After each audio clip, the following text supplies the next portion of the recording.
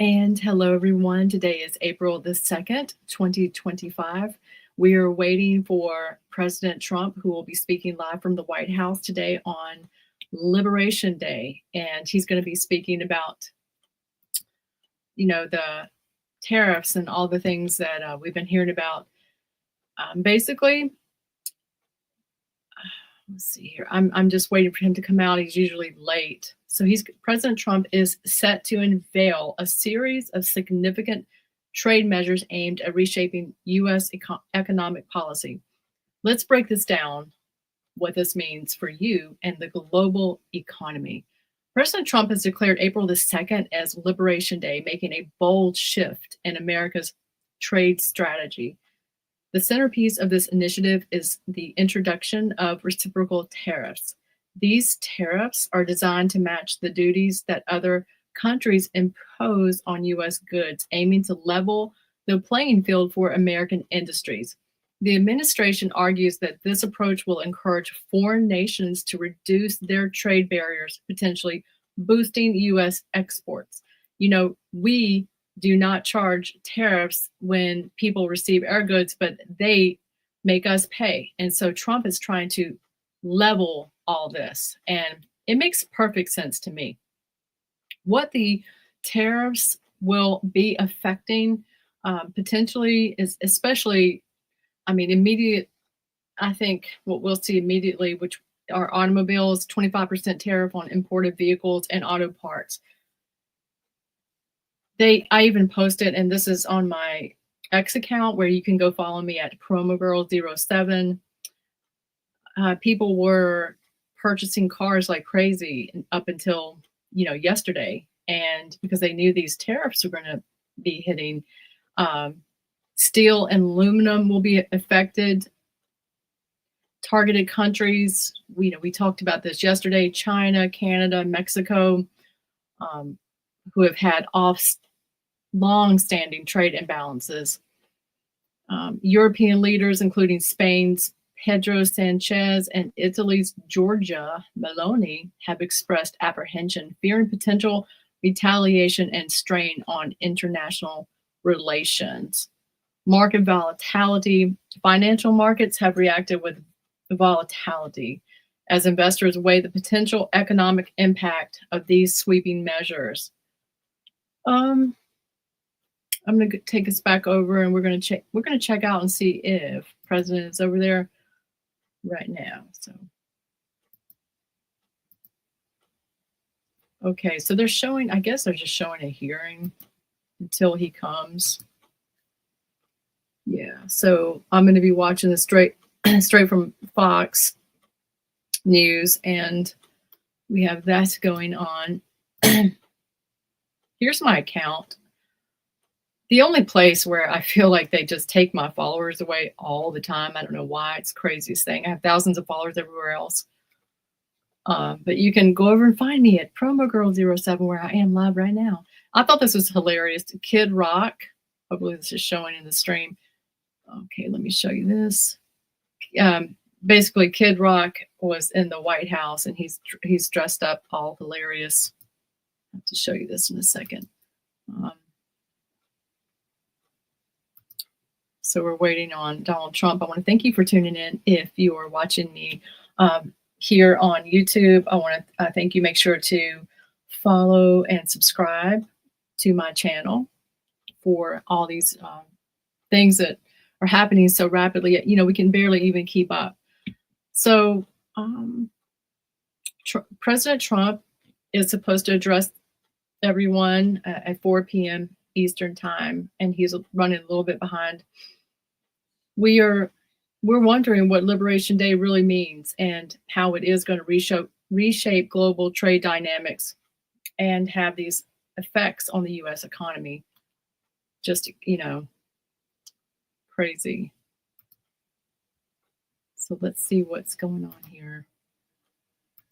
And allies for decades. We're neighbors. We share a 5,525-mile border. I'm proud of that. We share history. We share values.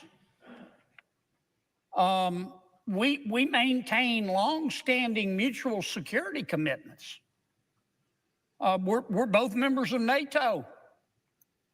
Canada and America are members of the binational North American Aerospace Defense Command. You probably know that as NORAD. Really? It's more than just security commitments, though. It's more than just business. We're friends. What channel? And I'm proud of that. I remember on 9/11, Or- who will ever be able to forget 9/11? U.S. airspace was shut down. The people of Canada stepped right up to the plate. Okay, so Trump is speaking apparently on a different channel. I don't know why they're not showing it. So let's go over here to, people out. Today on Forbes, here's how much Donald Trump is worth. okay, he's probably live here. Live on Forbes. I don't see it.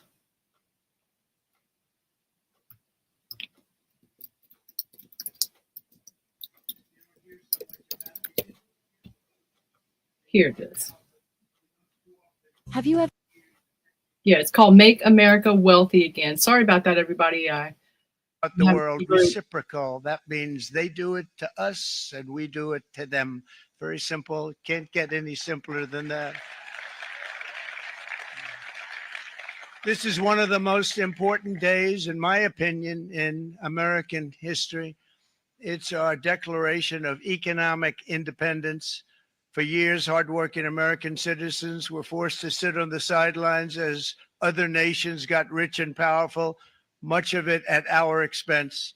But now it's our turn to prosper, and in so doing, use trillions and trillions of dollars to reduce our taxes and pay down our national debt, and it'll all happen very quickly. With today's action, we are finally going to be able to make America great again, greater than ever before.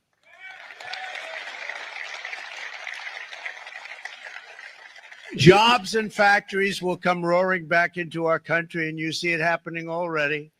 We will supercharge our domestic industrial base. We will pry open foreign markets and break down foreign trade barriers. And ultimately, more production at home will mean stronger competition and lower prices for consumers.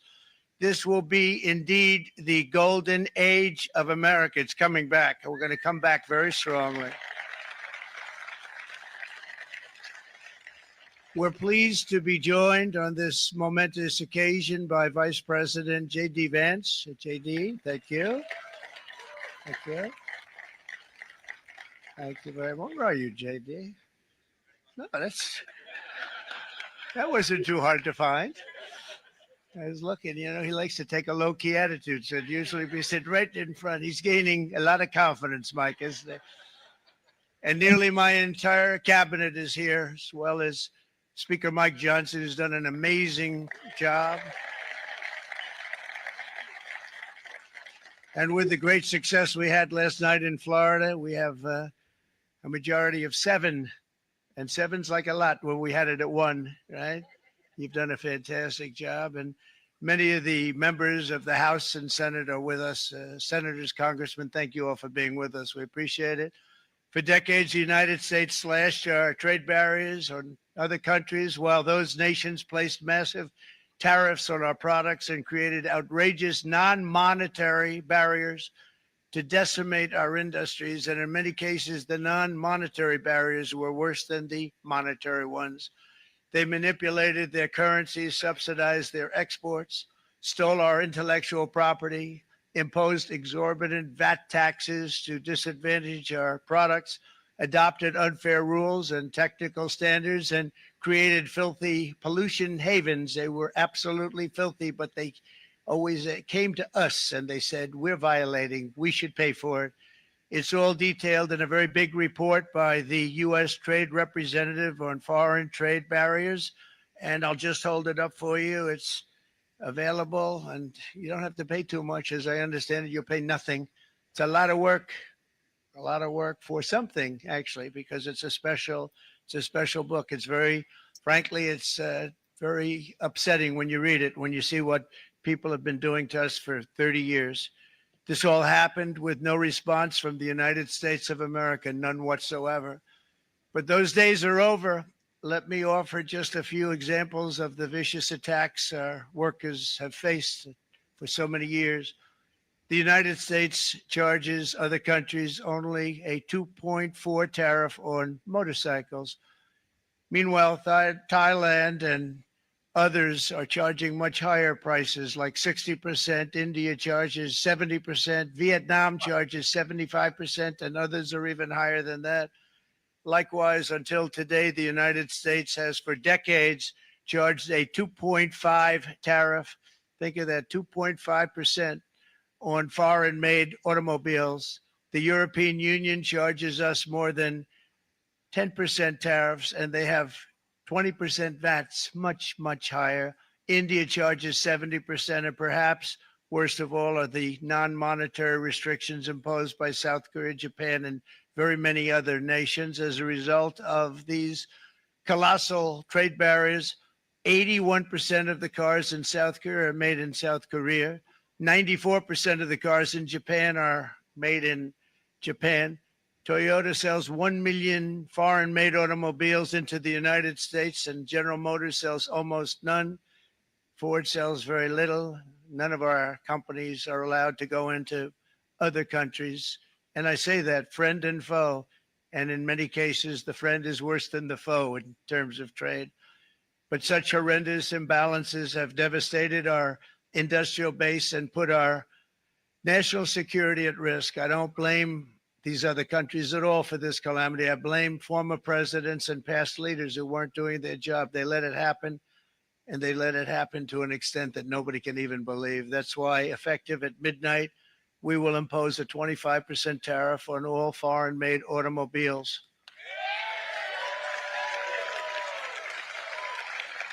Thank you. Brian, I'd like to have you come up here for a second, okay?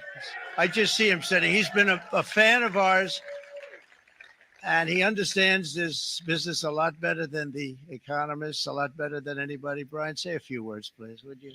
Thank you. It's a great honor to have you. Thanks. Thank you, Mr. President. I grew up just north of Detroit, Michigan, in Macomb County, known as the home of the Reagan Democrats. My first vote for president was for Ronald Reagan. I thought that was going to be the best president I ever saw in my lifetime until Donald J. Trump came along. I have watched my entire life, I have watched plant after plant after plant in Detroit and in the Metro Detroit area close. There are now plants sitting idle. There are now plants that are underutilized, and Donald Trump's policies are going to bring product back into those underutilized plants. There's going to be new investment. There's going to be new plants built. And the UAW members, and I brought 20 of them with me, they're sitting right over here. We support Donald Trump's policies on tariffs 100%. So, Mr. President, we can't thank you enough. And in 6 months or a year, we're going to begin to see the benefits. I can't wait to see what's happening 3 or 4 years down the road. Thank you, Mr. President. What a great guy. He got it right from the beginning. He got it before almost anybody else. This group over there, they got it too. And, you know, we won the state of Michigan. We won almost all of them, but we won Michigan by a lot. And I want to just thank you all. The auto workers were fantastic. The Teamsters were fantastic. Everyone was pretty good, I will tell you. Thank you very much. I appreciate it. You're going to be very happy very soon. And you probably see what's happening with all of the, not only car companies, but car companies in particular. See it with all of the ones they're moving, they're announcing day in, day out. You're seeing it. Nobody's ever seen anything like that. With today's actions, we're also standing up for our great farmers and ranchers who are brutalized by nations all over the world. Brutalized. Canada, by the way, imposes a 250 to 300% tariff on many of our dairy products. They do the first can of milk They do the first little carton of milk at a very low price, but after that it gets bad, and then it gets up to 275, 300%. So when they're figuring what's Canada charging, they say, oh, about 2%, 3%. But take a look at what happens down the road. When you look a little bit, it's not a pretty picture, and we don't like it, and it's not fair. It's not fair to our farmers. It's not fair to our country. And with countries like Canada, we subsidize a lot of countries and keep them going and keep them in business. In the case of Mexico, it's $300 billion a year. In the case of Canada, it's close to $200 billion a year. And I say, why are we doing this? Why are we doing this? I mean, at what point do we say you got to work for yourselves, and this is why we have the big deficits. This is why we have that amount of debt that's been placed on our heads over the last number of years. And we're really not taking it anymore. Through non-tariff barriers, the European Union bans imports of most American poultry. You understand? They say, we want to send you our cars. We want to send you everything, but we're not going to take anything that you have. Australia bans, and they're wonderful people and wonderful everything, but they ban American beef, yet we imported $3 billion of Australian beef from them just last year alone. They won't take any of our beef. They don't want it because they don't want it to affect their farmers. And you know what? I don't blame them, but we're doing the same thing right now, starting about midnight tonight, I would say.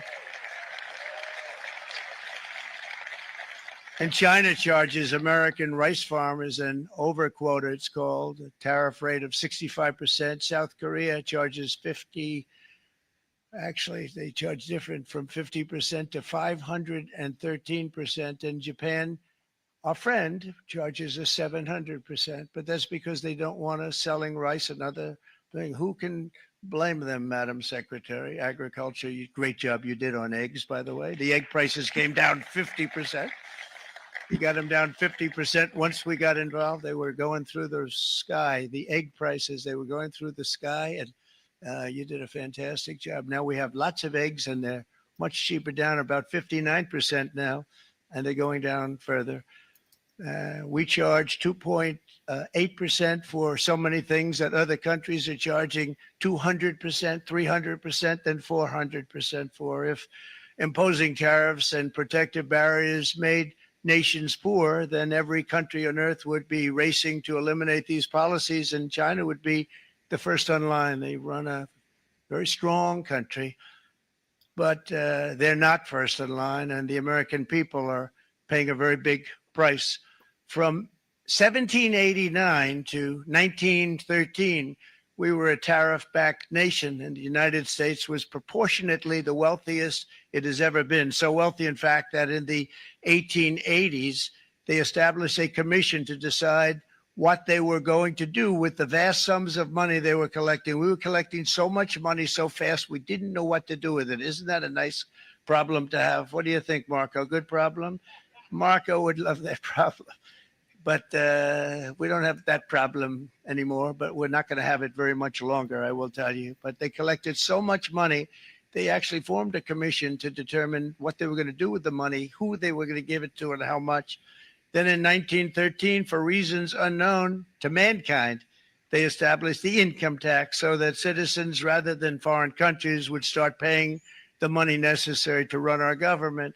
Then in 1929, it all came to a very abrupt end with the Great Depression, and it would have never happened if they had stayed with the tariff policy. It would have been a much different story. They tried to bring back tariffs to save our country, but it was gone. It was gone. It was too late. Nothing could have been done. It took years and years to get out of that depression, far longer than even FDR had that office right over there for a long period of time. The ramp system, that's rather intricate, was built because of him. And every time you walk up, you think of him. And he did a great job in many ways, but it lasted long beyond his terms, as you know. But it's not too late any longer. And we're going to start being smart, and we're going to start being very wealthy again. We're going to be wealthy as a country because they've taken so much of our wealth away from us. We're not going to let that happen. We truly can be very wealthy. We can be so much wealthier than any country. It's not even believable, but we're getting smart. Nearly a century later, in the face of unrelenting economic warfare, the United States can no longer continue with a policy of unilateral economic surrender. We cannot pay the deficits of Canada, Mexico, and so many other countries. We used to do it. We can't do it anymore. We take care of countries all over the world. We pay for their military. We pay for everything they have to pay. And then when you want to cut back a little bit, they get upset that you're not taking care of them any longer. But we have to take care of our people, and we're going to take care of our people first. And I'm sorry to say that.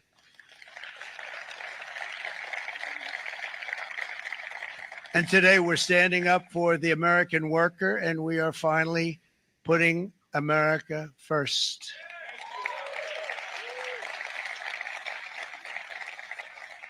In Sleepy Joe Biden's last year in office, the United States hemorrhaged 100,000 manufacturing jobs, and the number was going through the roof at levels never seen before. And our trade deficit reached a record $1.2 trillion, which is unheard of. Since the beginning of NAFTA, the worst trade deal ever made. It was a horror show. I was able to terminate it. They all said you'd never be able to get it out. We had to get approval from Congress to get it terminated. We had to live with that deal. It was the worst trade deal ever made by far. But since the very beginning of NAFTA, our country lost 90,000 factories. Think of what that is, 90,000. Think about putting a map up and putting text on it. You wouldn't have enough room. 90,000. I said, is that possible? We had it checked 4 different times, and it was actually somewhat higher than that. And 5 million manufacturing jobs were lost while racking up trade deficits of $19 trillion. That was the worst trade deal ever made. As a result of these gigantic losses, foreign nations now own $26 trillion more of American assets than think of this, than the Americans own of their own foreign assets or other foreign assets. The United States can no longer produce enough antibiotics to treat our sick. We have a tremendous problem. We have to go to foreign countries to treat our sick. If anything ever happened from a war standpoint, we wouldn't be able to do it. We import virtually all of our computers, phones, televisions, and electronics. We used to dominate the field, and now we import it all from different countries. A single shipyard in China now produces more ships every year than all of the American shipyards combined. Think of that. And it was a business that we used to dominate. We used to dominate it totally.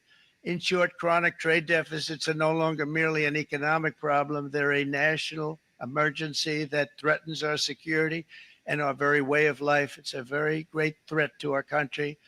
And for these reasons, starting tomorrow, the United States will implement reciprocal tariffs on other nations. It's been a long time since we even thought of that. We used to think about it a lot. We didn't think about it for many decades, and you see what's happened. For nations that treat us badly, we will calculate the combined rate of all their tariffs, non-monetary barriers, and other forms of cheating. And because we are being very kind, we're kind people, very kind. You're not so kind when you got ripped off with your salaries. My auto worker friends and my Teamster friends and all of the unions that typically voted Democrat, they're not voting Democrat anymore because worker, whether union or non-worker, they're for the Republicans now. That's what happened. But we will charge them approximately half of what they are and have been charging us. So the tariffs will be not a full reciprocal. I could have done that, yes, but it would have been tough for a lot of countries who didn't want to do that. I'd like to see the chart if you have it. Could you bring it up, Howard? This is our great Secretary of Commerce, Howard Lutnick. Thanks, Howard. So if you look at that, China, first row, China, 67%. That's tariffs charged to the USA, including currency manipulation and trade barriers. So 67%, I think you can, for the most part, see it. Those with good eyes, with bad eyes.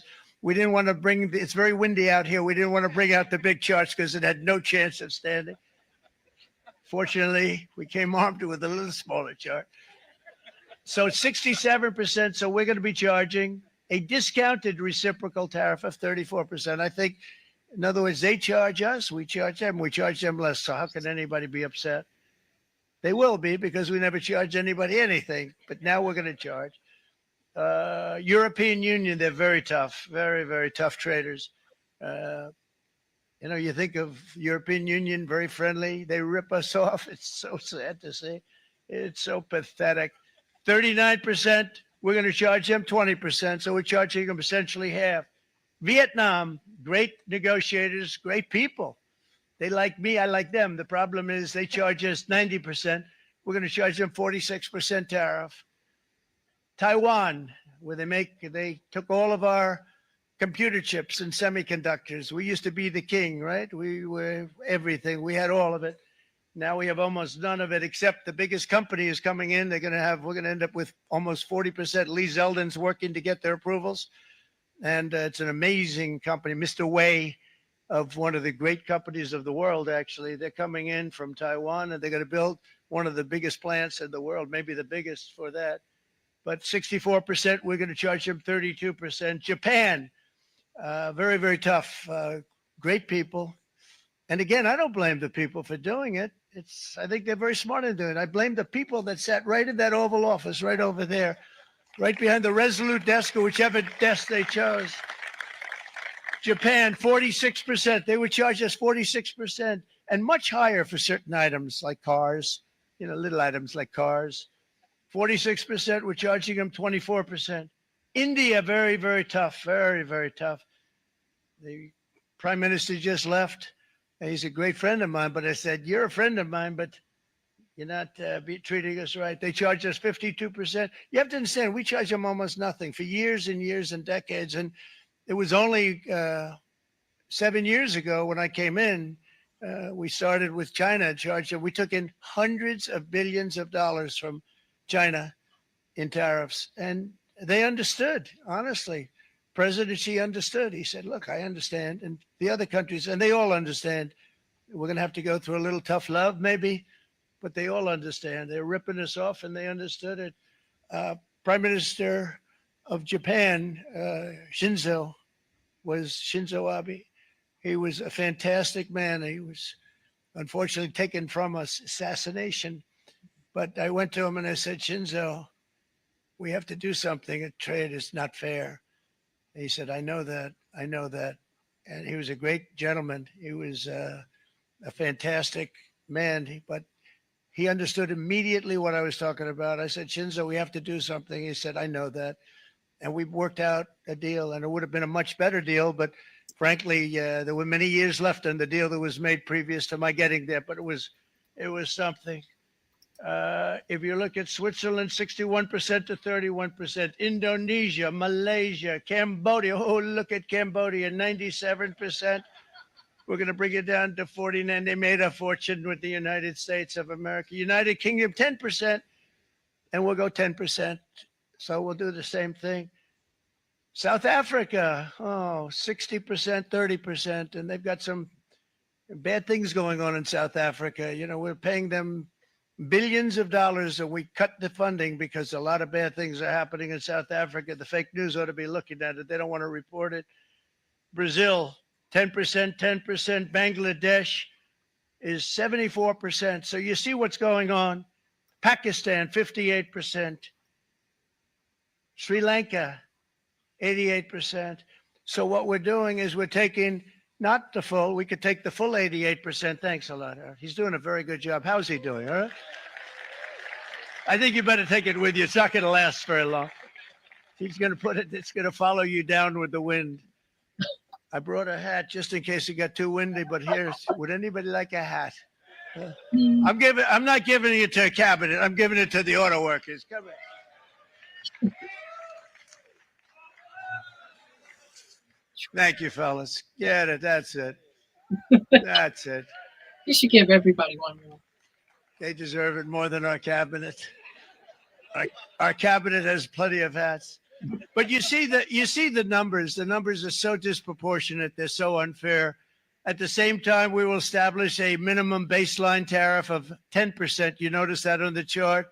And that'll be on other countries to help rebuild our economy and to prevent cheating. So we're going to have a minimum of cheating, and we're going to be very severe on the people that at the gate that watch the tariffs and watch the product coming in, because there's been a lot of bad things happening at the gate because the money is so enormous that you're talking about. There's never been probably anything like it in terms of the enormity.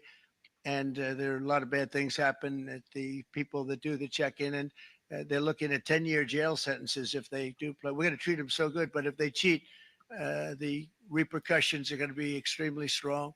Foreign nations will finally be asked to pay for the privilege of access to our market, the biggest market in the world. We're right now the biggest market in the world. We had a great country 4 years ago in terms of the economics. We were doubling up on China. We were doing so well. Nobody was going to catch us, but so much of it slipped away over the last 4 years under Biden.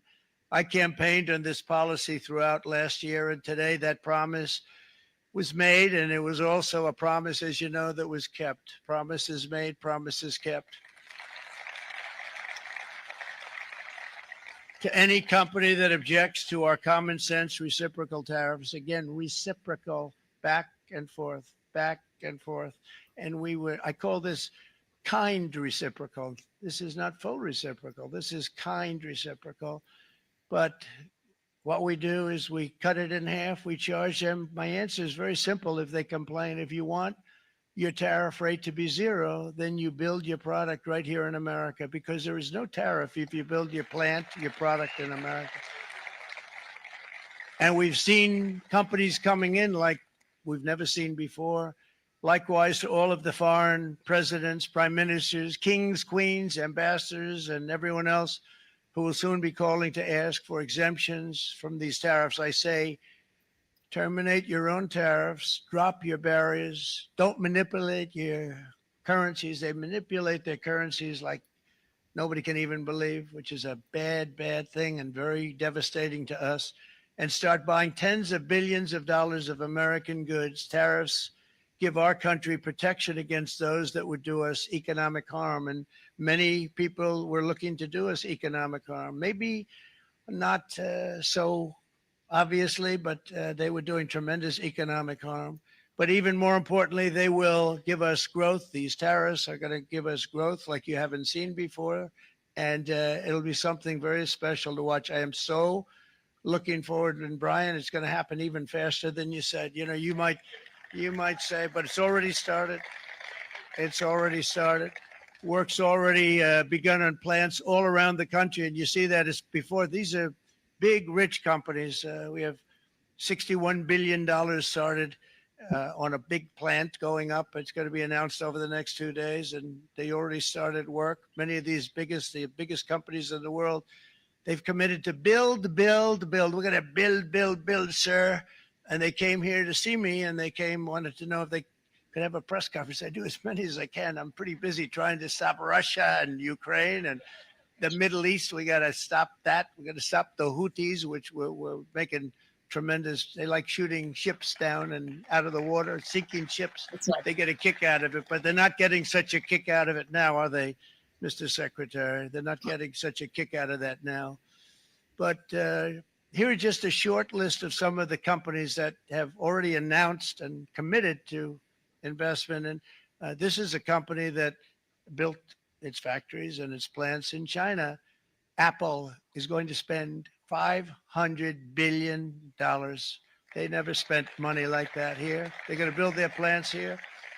SoftBank, OpenAI, and Oracle, great companies, are investing $500 billion almost immediately. NVIDIA, a hot company, is investing hundreds of billions of dollars. They just announced. TSMC, the biggest, most important company in the world of chips from Taiwan, with no investment from us, is investing $200 billion. And they said the reason was, number one, the election of November 5th, and number two, the tariffs. They don't want to pay the tariffs, and the way they're not paying it is to build their plant here. So we're going to go from almost no percentage. We used to have 100% of the chip market. Now it's all in Taiwan. Almost all of it's in Taiwan, a couple of other countries, but mostly in Taiwan. And think of it, we had 100%. We lost it because of people in that office that didn't do their job. They allowed it to be stolen from us. Johnson & Johnson, great company, $55 billion. Eli Lilly, $27 billion. Meta, is investing $500 billion. Wow. The MAC is investing $20 billion. CMA, CGM, $20 billion. And then you have Merck and Clarios, Stellantis, General Motors, GE Aerospace, Honda, Nissan, Hyundai are all putting in billions and billions of dollars, and they're committed 100%. And we've never had, and this is after 2.5 months. This is after just a short, this all took place as soon as we came out with what everybody wanted to do. You know, I watched a gentleman today on television. He used to work with Lee Iacocca, a very respected automobile person. And he said, you know, because they're asking people, they try and get as many negative people as they can, but they can't find them too much. It's pretty hard to find in terms of what we're doing, especially when they see all this investment. They said, so tell me, what do you think of what Trump is doing from the automobile standpoint? He said, I can't believe it. Somebody is finally, he's an older guy, real pro, really top guy with Lee Iacocca. He said, I never thought I'd see the day when this would happen, where somebody had the courage to go and do what has to be done. This is transforming our nation. Our entire nation is going to be transformed, not only with the cars, but on every single other item that's built. We're going to become an industrial powerhouse. And he said that so beautifully today. In fact, I'm going to find out, I'm going to get a tape. And Bruce, I'm going to get that tape and I'm going to send it to you out in Long Island, and you're going to play it for the people and all your union workers and your non-union workers out there. You got a pretty even split. But we have, so far, it looks like we're going to have about $6 trillion of investments. And you wouldn't do that in years in this country over the last number of years. $6 trillion, and that's going to be much higher by the end of the year. And think of what $6 trillion is. You wouldn't have even a small percentage of that under this other system. We're going to be an entirely different country, and it's going to be fantastic for the workers. It's going to be fantastic for everyone. There will never have been a transformation of a country like the transformation that's already happening in the United States of America. It's an incredible thing to watch, and it's incredible to meet with the top people that you read about, very wealthy people, or people that are great managers and executives and presidents of big public companies, and to watch the enthusiasm they have now that they didn't have. They gave up on our country. They went to foreign countries and they built. Companies are pouring into our country at levels never seen before, with jobs and money to follow, and it's really beautiful. In the coming days, there will be complaints from the globalists and the outsourcers and special interests and the fake news. Always, the fake news will always complain. But never forget, every prediction our opponents made about trade for the last 30 years has been proven totally wrong. They were wrong about NAFTA. They were wrong about China. They were wrong about the Trans-Pacific Partnership, which would have been a disaster if I didn't terminate it. If I didn't terminate that, United Auto Workers, you would have had no jobs in this country. You would have had no jobs. It was all going to other countries. In my first term, they said tariffs would crash the economy. Instead, we built the greatest economy in the history of the world. And again, I have great respect for President Xi of China, great respect for China, but they were taking tremendous advantage of us. And I commend them for that. I say, hey, if you can get away with it, that's okay. But, they understand exactly what's happening. And they probably, most of them are saying it's about time they did something. But, and they're going to fight. And they're going to fight fair. Everyone's going to fight. It's like, I say to the leaders, look, you got to take care of your country, but we have to start taking care of our country now. We can't do what we've been doing for the last 50 years. From the day of my election, the stock market went up in my first term 88%, with NASDAQ going up 155%, more than any president has ever had in any term in office, by far. And I think we're going to blow that away. And maybe the numbers won't show, but I think they're going to show much better than even those numbers. But what you're going to see is you're going to see activity, that empty, dead sites, factories that are falling down. Those factories will be knocked down, and they're going to have brand new factories built in their place. They're not only talking about renovating, they're talking about brand new, the best anywhere in the world, the biggest anywhere in the world. I have a friend who builds car plants. And I said, I want to see the biggest and the best. He said, well, we have to go to Mexico. I said, no, I want to see it in the United States. He said, we're not building them in there. This is a year and a half ago during the campaign. He said, we're not building it. You'd have to go to Mexico. When I was starting to decide to run, and I went to number one in the polls very rapidly, I want to say, let's say in the first hour. And then shortly thereafter, it looked like I was going to win. And the fake news was saying, oh, no, don't do this. What they don't know is if I didn't win, they would have really been in trouble because nobody wants to read them anyway. But I tell you what, when it looked like I was going to win, I announced that I was going to be doing exactly what we're talking about today. Great consistency, actually, because I've been talking about it for 40 years. But because I saw what was happening 40 years ago. If you look at my old speeches when I was young, very handsome, my old speeches, and that people would say I'd be on a television show. I'd be talking about how we were being ripped off by these countries. I mean, nothing changes very much. The only thing that changed were the countries, but nothing really changes. But it's why it's such an honor. It's such an honor to be finally able to do this. If you look at China, I took in hundreds of billions of dollars in my term, hundreds of billions. They never paid 10 cents to any other president, and yet they paid hundreds of billions, so much so that Biden couldn't do anything. They wanted to try and terminate it because he had a very special relationship with China. You know what the relationship was? He had a special relationship. But the numbers were so big. The numbers were so big that they couldn't do it. So they did ease it up. They did things that they shouldn't have done. They made it a lot more comfortable for them, but they couldn't do it because the numbers were hundreds of billions of dollars. And I did that. And we were on our way to doing something like incredible.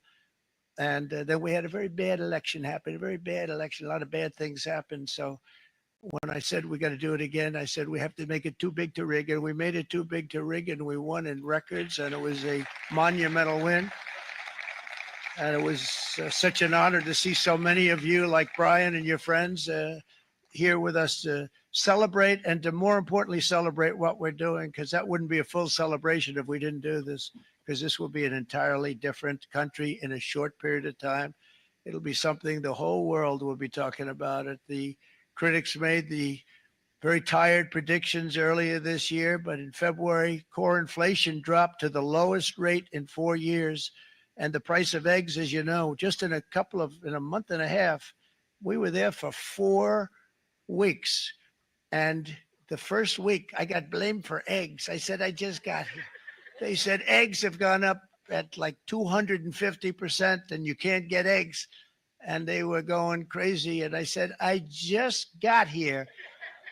And then we got to work on eggs, and we got to work on everything. And our great Secretary of Agriculture, you did a fantastic job. Brooke Rollins, she did a fantastic job. And as I said before, the price of eggs dropped now 59%, and they're going down more, and the availability is fantastic. They were saying that for Easter, please don't use eggs. Could you use plastic eggs? I said, we don't want to do that. We want to, and you really came through. It's an amazing job. Thank you very much, Brooke. You did great.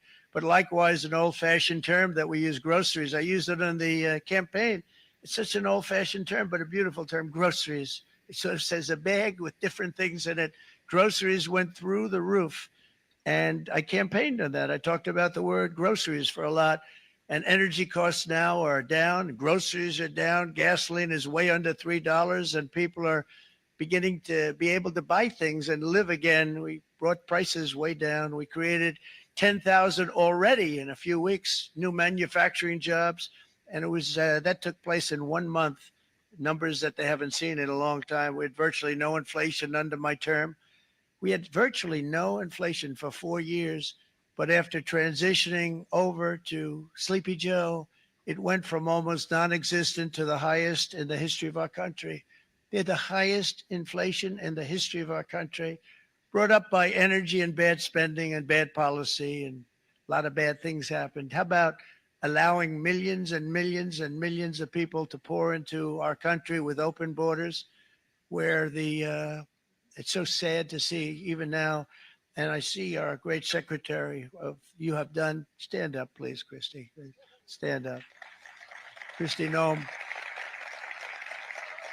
and Tom Homan.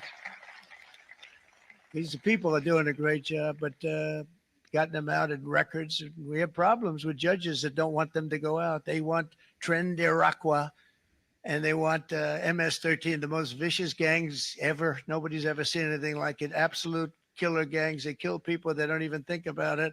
And we put them out, and we have judges now, radical left judges that they don't want them to go out. They want them to even be brought back. Let's bring them back.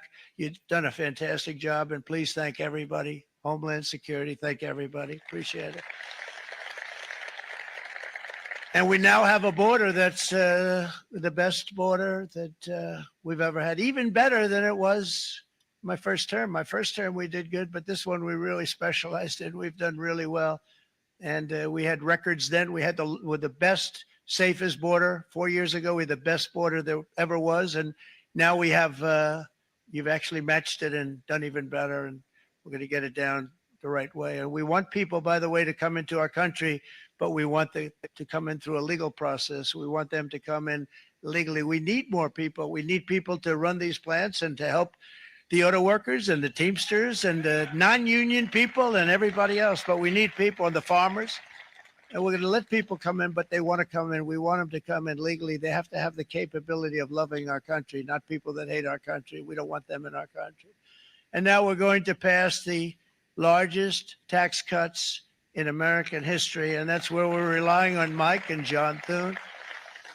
And we will not cut Social Security, Medicare, or Medicaid benefits. And the Democrats will, because if they got in, the entire economy would collapse. This country was heading for a collapse under the people that you saw. They were horrible.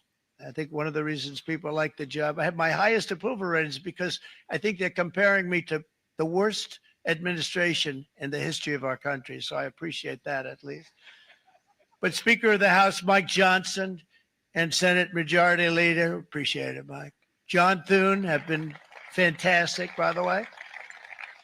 But they've been working tirelessly on taking the next step to pass the plan for our one big, beautiful bill. I'd like to name it that if you can. One big, I made that statement about 6 months ago, and everybody calls it one big, beautiful bill. And it will be that. It'll have everything, the big tax cuts and every incentive there is. And it'll be fantastic. And by the way, for the cars, we're asking for an interest deduction on a loan. So if you build the car, only in America we do it, Brian. If the car's not built in America, you don't get the interest rate deduction. But if you build the car in America, if you buy a car, if it's built in America, then you get an interest rate deduction, tax deduction. And that's a big thing. That's going to be a big thing. I think that's going to pay for itself very quickly, that deduction. Never happened. We've never had anything like that before. Somebody said, where do you get the idea? Because it's so basic. You would think that would have happened a long time ago. It never did. And I'm very happy it didn't, because now I can say that was my idea. But we're going to get us closer to the debt extension. We have to get the debt extension passed. And I know you're going to be able to do that, Mike. And it's very important that you do that. And all of the other things that the Senate budget plan gives us, along with working, because I know they're working together, John and Mike, and the two bills are going very well together. We need to get our shared priorities done, including certain permanent tax cuts. We want the tax cuts to be permanent, spending cuts, energy and historic investments in defense, border, and so much more. We're covering everything. These will be phenomenal. There'll be no bill like this going to straighten. One bill is going to straighten out our country for many, many years to come. And we said, let's just do it and let's get it done. And some guys will love it and some guys will like it a little bit less because they're not getting what they were exactly looking for, but they're getting a lot. They'll never, if we get this done, it'll be the most incredible bill ever passed in the history of our Congress and Senate and congressmen, the senators and the congressmen, many of whom are here today, will be very proud of themselves. I really believe that it's going to set us on a whole new prosperous path. We're going to cut spending and right size the budget back to where it should be. We're going to do that very strongly. Thank you, Rick. Thank you, John. Thank you. Oh, look at all of our senators over there. Oh boy, that's a nice group of people. But I won't like them so much if they don't get this bill done. That's a great group. And Congressman, thank you very much. I appreciate it. Tremendous people. The Senate plan has my complete and total support, and the House plan likewise is very similar. They're moving along pretty much at the same clip. And as soon as you're ready, you'll show it to me, and I'm sure it'll have my support, Mike.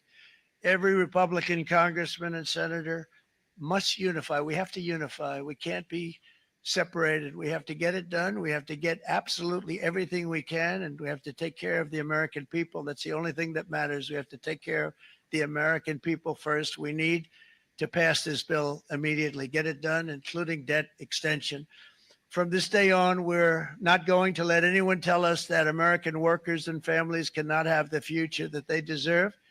We're going to produce the cars and ships, chips, airplanes, minerals, and medicines that we need right here in America. The pharmaceutical companies are going to become roaring back. They're coming roaring back. They're all coming back to our country, because if they don't, they got a big tax to pay. And if they do, I'll be very happy, and you're going to be very happy, and you're going to be very safe. We're going to build our future with American hands, with American heart, American steel, and we're going to build it with American pride like we used to. We're approaching our 100th day as president, and have been given credit by a lot of people, actually, even some of the fake news. Can you believe it? Which in this case, hopefully isn't fake, for having done more in that time than any other administration in the history of our country in the first 100 days. I think we've had an amazing, in terms of what we've done, what we've gotten accomplished. I'd like to see if we can get that war ended and another war from not starting in the Middle East. We have to get Russia. They're losing 2,000 on average, 2,500 people a day, young people, soldiers, Russian. Think of that. 2,500 through some days, but on average, probably over about a 1 week period, it's 2,712, they say. They're losing those soldiers. They're dying. They're being decimated. And they're not from our country, but they're from other countries, but they're human beings. They're from Russia. They're from Ukraine in this period, most of them. And we're going to get it stopped. It's a senseless war that would have never happened if I was president, and it shouldn't be allowed to go on. And I think we're being given good cooperation by Russia and by Ukraine, but we have to get it stopped. It's humanity. It's humanity. It's a terrible thing. This will be a very big moment. I think you're going to remember today. It's going to be a free nation that we're dealing with. We're going to have a very free and beautiful nation. It's going to be Liberation Day in America, and it's going to be a day that hopefully you're going to look back in years to come and you're going to say, you know, he was right. This has turned out to be one of the most important days in the history of our country. God bless you, and God bless America. Thank you, everybody. Thank you very much. Thank you. Thank you very much.